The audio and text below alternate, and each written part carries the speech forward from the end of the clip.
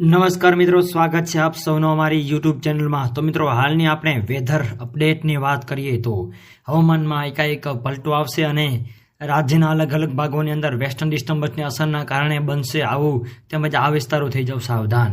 તો મિત્રો, વિડીયો ગમે તો વિડીયોને લાઇક કરો, શેર કરો અને મિત્રો ચેનલમાં નવા હોય તો આવો ચેનલને સબસ્ક્રાઈબ કરી અને આવો જ સાથ અને સહકાર આપતા રહો।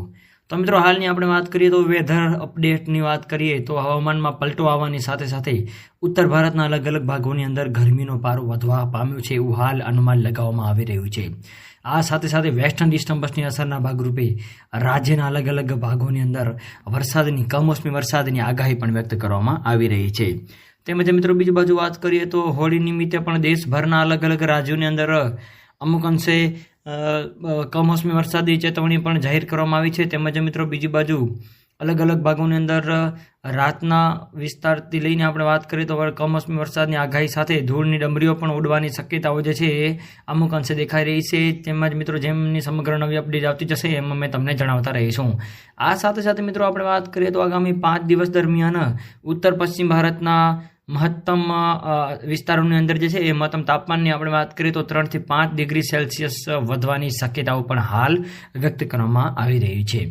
આ સાથે સાથે બીજી બાજુ આપણે વાત કરીએ તો રાજ્યના અલગ અલગ ભાગોની અંદર સૌરાષ્ટ્ર દક્ષિણ ગુજરાતના અલગ અલગ ભાગોની અંદર પવન ફૂંકાવાની શક્યતાઓ, ખાસ કરીને દરિયાકાંઠાના વિસ્તારોની અંદર પવન ફૂંકાવાની શક્યતાઓ જે છે એ વ્યક્ત કરવામાં આવી રહી છે।